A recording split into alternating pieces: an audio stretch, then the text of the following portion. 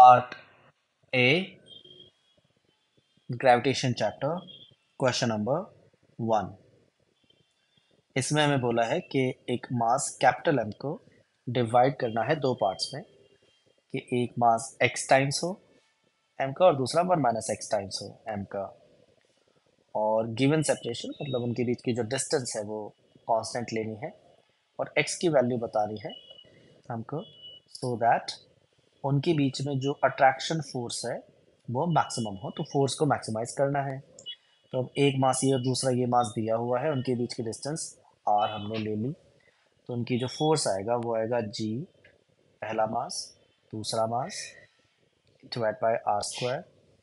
और अब हमें इस फोर्स को मैक्सिमाइज करना है, जिसके लिए हम इसको डिफ्रेंशिएट करके एक्स के साथ, क्योंकि एक्स ही वेरिएबल है, एक्स की ही वैल्यू हमें फाइंड करनी है, उसको डिफ्रेंशिएट करके ज़ीरो पुट करेंगे। ये मैक्सिमा का या फिर मिनिमा का तरीका होता है।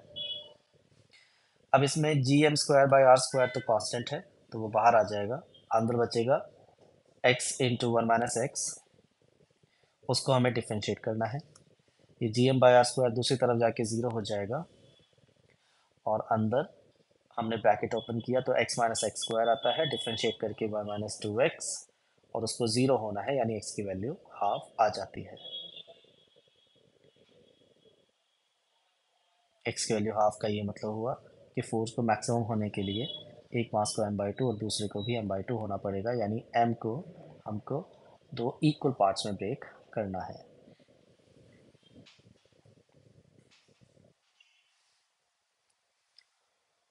क्वेश्चन नंबर 2, इसमें सी फिगर लिखा है पर डायग्राम नहीं गिवन है।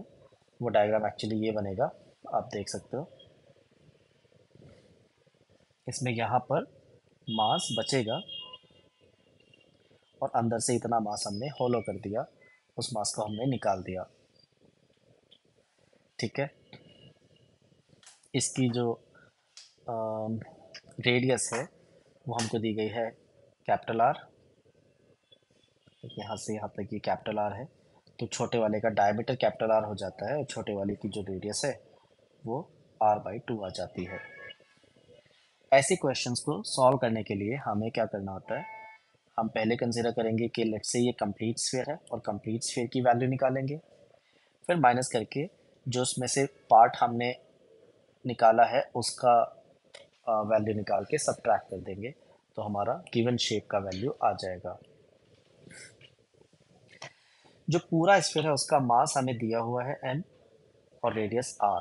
छोटे वाले की रेडियस r/2 होएगी, और रेडियस क्योंकि हाफ है तो स्फीयर में क्या है, मास प्रोपोर्शनल टू वॉल्यूम होना चाहिए, और वॉल्यूम 4/3 पाई r³ होती है। तो क्योंकि रेडियस हाफ है तो मास 1/8 टाइम्स आएगा, m/8। अब इस मास पर हमें फोर्स निकालना है, तो बड़े वाले के सेंटर से इसकी जो डिस्टेंस आएगी यहाँ से यहाँ तक,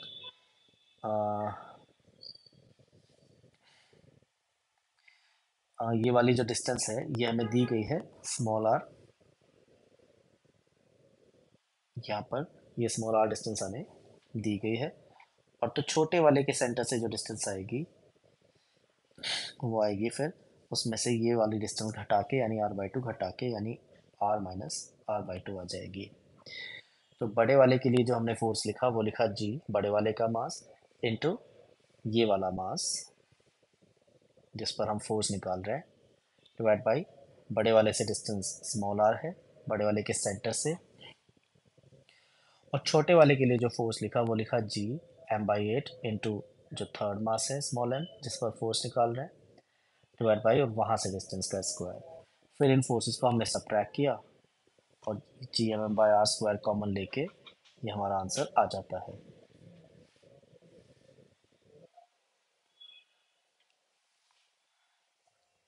क्वेश्चन नंबर 3 में भी हमें सेम ही चीज़ करनी है। इसमें जो डिस्टेंस है वो बस 2r दे रखी है, तो पिछले क्वेश्चन का जो आंसर निकाला उसमें आप स्मॉल r की वैल्यू पुट करके ये आंसर निकाल सकते हैं, या फिर डिटेल में सॉल्व कर सकते हैं जैसे हमने किया, जैसे क्वेश्चन नंबर 1 किया है बिल्कुल उसी तरह ये भी हमने सॉल्व किया है। एक का मास m और दूसरे का m/8 लिया है। डिस्टेंस अकॉर्डिंगली एक की 2r और एक की 2r में से r/2 सब्ट्रैक्ट करके ली है और फिर हमने सॉल्व करके आंसर निकाल लिया।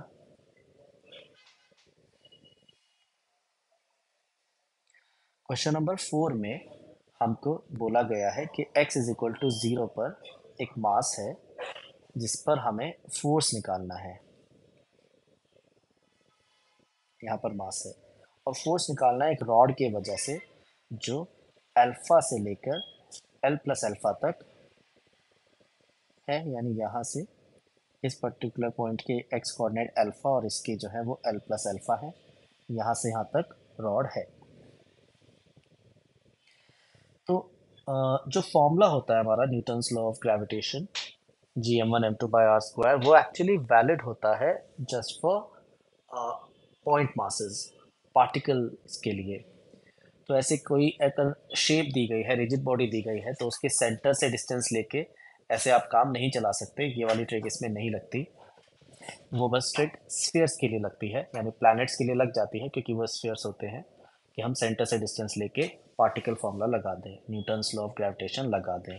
लेकिन किसी और शेप के लिए वो नहीं लगेगी, तो इसलिए हमें इस क्वेश्चन में इंटीग्रेशन करना पड़ेगा। तो जहाँ x 0 दिया है वहीं से x को मेजर करेंगे, तो at a distance x will consider small element dx।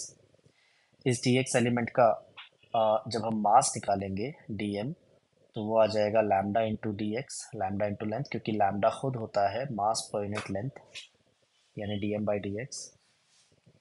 तो रीअरेंज करके dm आ जाएगा। और अब मैं इस एलिमेंट और इस मास के बीच में फोर्स लिखूंगा, तो वो फोर्स df होगा और उसकी वैल्यू आएगी g, पहला मास m और दूसरा dm, जिसकी लैम्डा dx लिखा हमने, डिवाइड बाय उनकी डिस्टेंस x है तो x²। फिर इसको इंटीग्रेट करेंगे तो हमारा f आ जाएगा। हमारा जो फोर्स है वो df को इंटीग्रेट करके आ जाएगा। इसमें gm कांस्टेंट है तो बाहर आ जाता है, अंदर बचता है लैम्डा, जिसकी हमने वैल्यू डाल दी, by x² into d x. Lambda की वैल्यू हमें दी गई है क्वेश्चन में।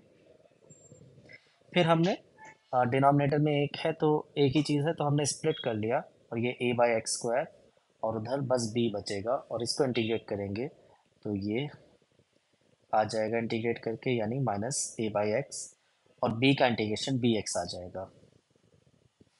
फिर इसमें लिमिट डालेंगे अल्फा से एल प्लस अल्फा और रीअरेंज करके we get the answer option ए।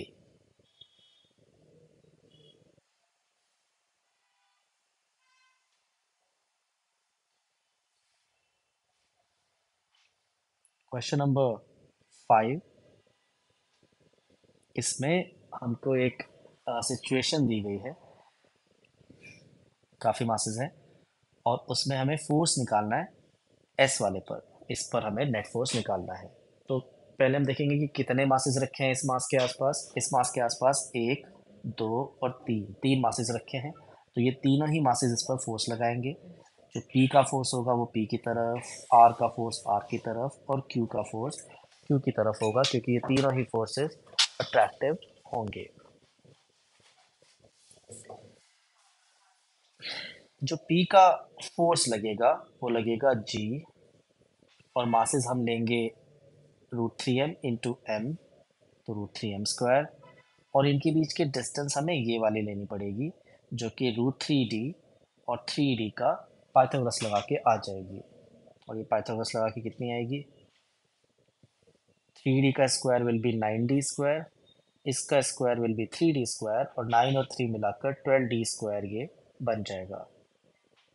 वैसे भी हमें r का स्क्वायर लिखना था, तो ये ऑलरेडी 12d² आ गया।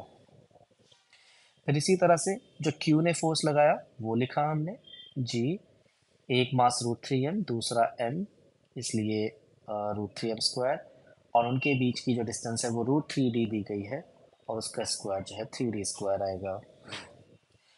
फिर ऐसे ही F R लिखा हमने, तो इस बार दोनों मासेस जो है वो m और m है, तो gm² बाई उनके बीच के डिस्टेंस निकालने के लिए d में और √3d में पाइथागोरस लगाई हमने, so we get d² plus 3d² यानी 4d²।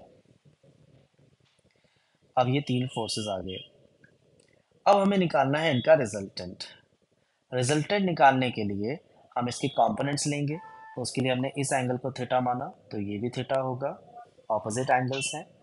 ऐसे ही इसको अल्फा माना, तो ये भी अल्फा हो जाएगा।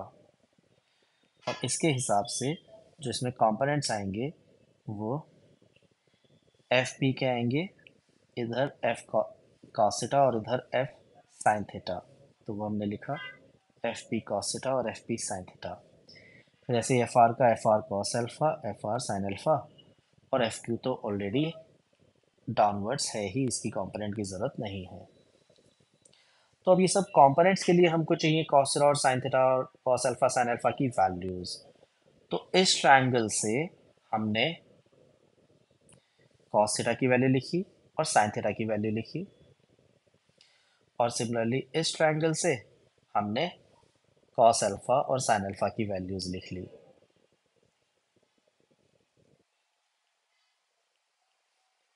ठीक है। अब इसके बाद हमने क्योंकि ये कंपोनेंट हमारा एफ पी कॉस थीटा है, तो हमने F P into cos theta find किया। यहाँ पर ये हमारा एफ पी है, ये हमारा कॉस थीटा है, मल्टीप्लाई करके हमने एफ पी कॉस थीटा निकाला। फिर similarly F R cos alpha निकाला हमने इस वाले कंपोनेंट के लिए। यहाँ पर ये हमारा एफ आर है, ये हमारा कॉस अल्फा है, तो हमने मल्टीप्लाई करके एफ आर कॉस अल्फा निकाल लिया। फिर हमने देखा कि दोनों इक्वल आ रहे हैं, यानी ये दोनों कंपोनेंट्स एक्चुअली एक दूसरे को कैंसिल कर देंगे क्योंकि ये इक्वल एंड ऑपोजिट है। और जो डाउनवर्ड्स कंपोनेंट्स हैं वो तीनों अब ऐड हो जाएंगे। तो अब उन तीनों को ऐड करने के लिए हमने एफ पी साइन थीटा निकाला, फिर एफ आर साइन अल्फा निकाला और एफ क्यू में ऐड कर दिया। तो नेट फोर्स हमारा इन तीनों को ऐड करके आ जाएगा, इन तीनों फोर्सेस को उनके मैग्नीट्यूड्स लिखे हुए हैं। फिर हमने ये कॉमन लेके ये हमारा आंसर आ जाता है। और ये डाउनवर्ड्स आ रहा है, तो इसलिए डाउनवर्ड्स मतलब ये एस क्यू की डायरेक्शन में है। कोई भी एक्स कंपोनेंट हमारा नहीं आया, सिर्फ वाई कंपोनेंट आया, इसलिए ऑप्शन सी।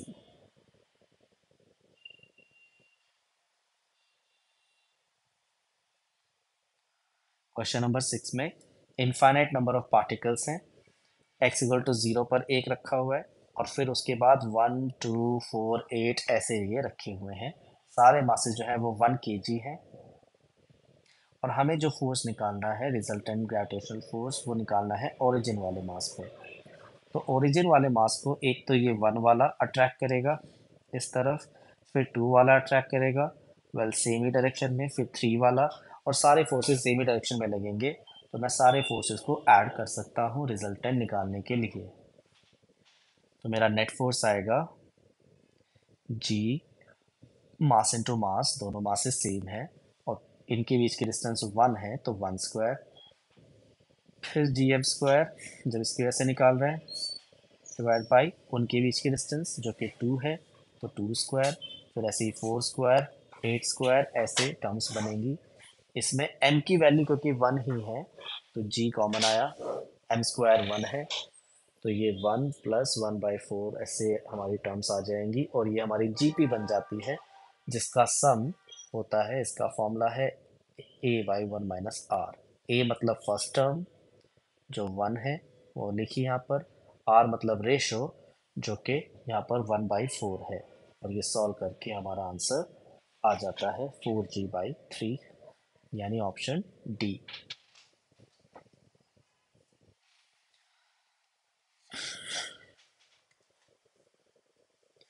क्वेश्चन नंबर 7, इसमें हमारा एक जो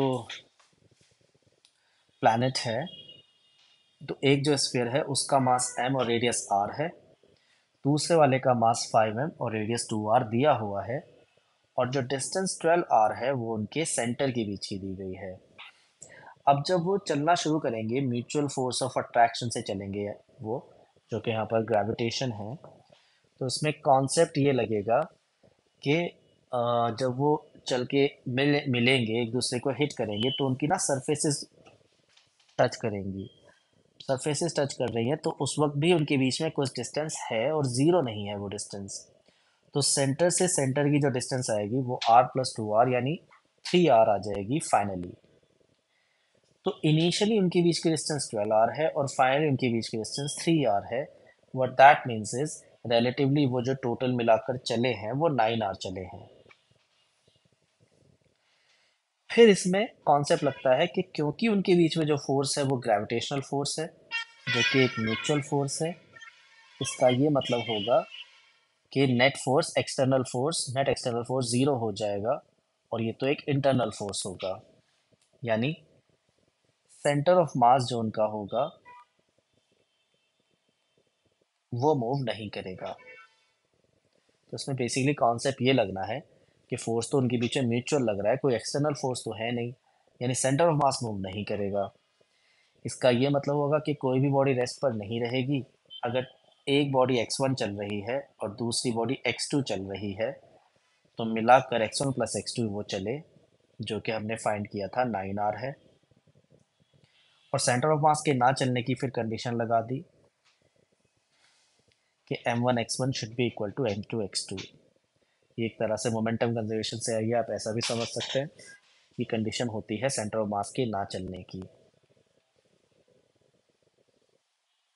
You can apply it when center of mass does not move। अब m1 m है और m2 जो है वो 5m है, तो हमारा x1 और x2 का रिलेशन आ जाता है। हमें फाइंड x1 करना है तो हमने x1 लिखा और x2 की, यहाँ पर x2 की वैल्यू डाल दी x1/5 और हमारा सॉल्व करके आंसर आ जाता है 7.5r।